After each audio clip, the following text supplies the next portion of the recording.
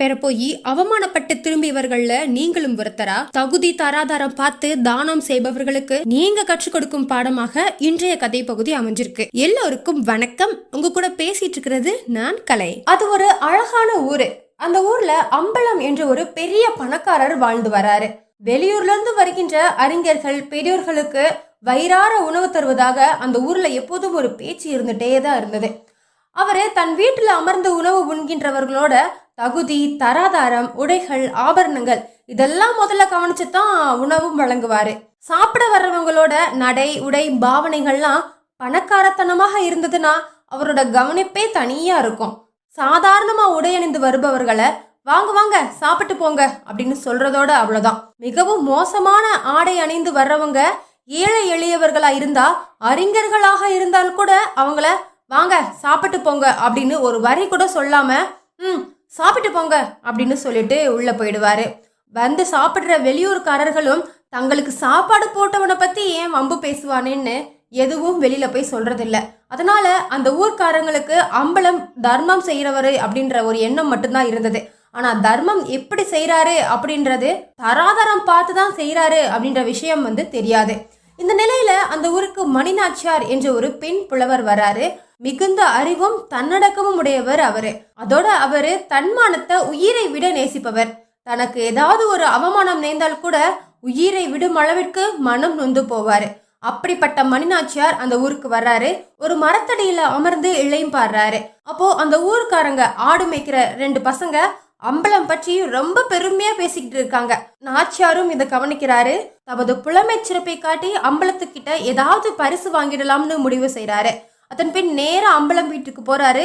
நாச்சியார் மிகவும் எளிமையான ஆடைகளை அணிஞ்சு கழுத்துல ஒரு பாசிமணி மாலையையும் போட்டிருந்தாரு. தோல்ல ஒரு துணிப்பை இதை தொங்க விட்டு கைகள்ல வேதாந்த புத்தகங்களையும் வைத்திருக்கிறாரு. இந்த குலத்தோட அம்பலம் வீட்டை அடையிறாரு. அம்பலத்தின் வீட்டை அடைந்த நாச்சியார் தான் வந்துள்ள செய்தியை உள்ள சொல்லி அனுப்புறாரு.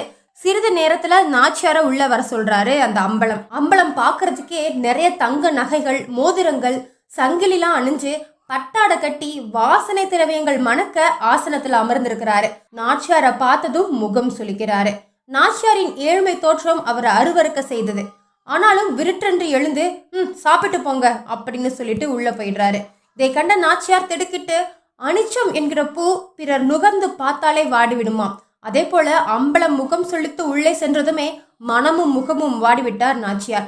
தனக்கு சாப்பாடு போட வந்த வேலைக்காரர்கள் கிட்ட திடீர்னு வயிற்றுல ஏதோ கோளாறு போல இருக்குது, பின் ஒரு முறை வந்து சாப்பிட்டுக்கிறேனே அப்படின்னு சொல்லிட்டு வெளியே வர்றாரு.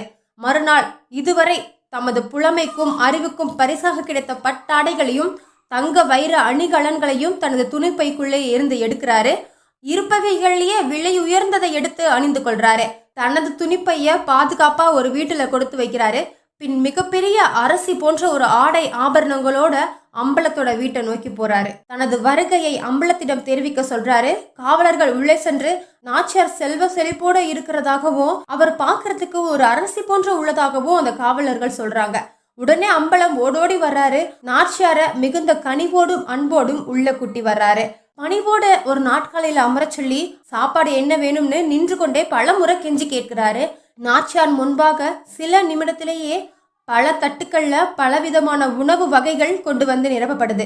அறுசுவை உணவுகளும் 18 வகை பாயாசங்களும் முக்கணிகளும் நெய்யும் 12 நிறங்களில் இனிப்பு பலகாரங்களும் நிரப்பப்படுது. நாச்சியார் அவைகளை அமைதியா பார்த்துட்டே இருக்காங்க. கொஞ்ச நேரத்திலேயே அம்பலரே நீங்களும் வாங்க உட்கார்ந்து சாப்பிடலாம் அப்படின்னு கூப்பிடுறாங்க. மிகுந்த பணிவோட அம்பலமும் ஒரு நாட்காலியில் அமர்ந்து கொள்றாரு. நாச்சியார் மெல்ல மெல்ல உணவுல கை வைக்கிறாரு. சிறிது அள்ளி அதை எடுத்து தனது உடைகளிலும் ஆபரணங்களிலும் போட்டுக்கொள்றாரு.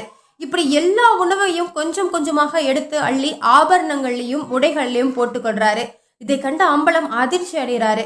அம்மணி இதென்ன செய்கிறீர்கள் அப்படின்னு திடுக்கிட்டு கேட்கிறாரு. ஐயா, நேத்தைக்கு நான் சாதாரண உடையோட வந்தேன், பாசிமணி மாலையோட வந்தேன். வாருங்கள் என்று அழைக்கும் ஒற்றை வார்த்தைகளுக்கு கூட பஞ்சமாகி விட்டது. இன்றைக்கோ பட்டாடை கட்டி பலவித ஆபரணங்களும் போட்டு வந்தேன். பாலும் பழமும் பல வகையான பாயாசமும் படைத்து என்னை உபசரிக்கிறீங்க.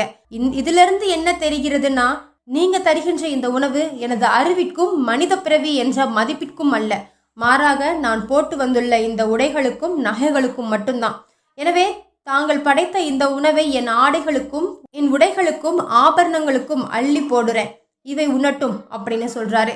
இதை கேட்ட அம்பலத்துக்கு தனது தவறு என்ன அப்படின்னு புரிஞ்சது. என் அறியாமையை அழித்து அறிவு புகட்டிட்டீங்க, என்னை மன்னித்து விடுங்கள் அப்படின்னு மன்றாடி கெஞ்சுறாரு.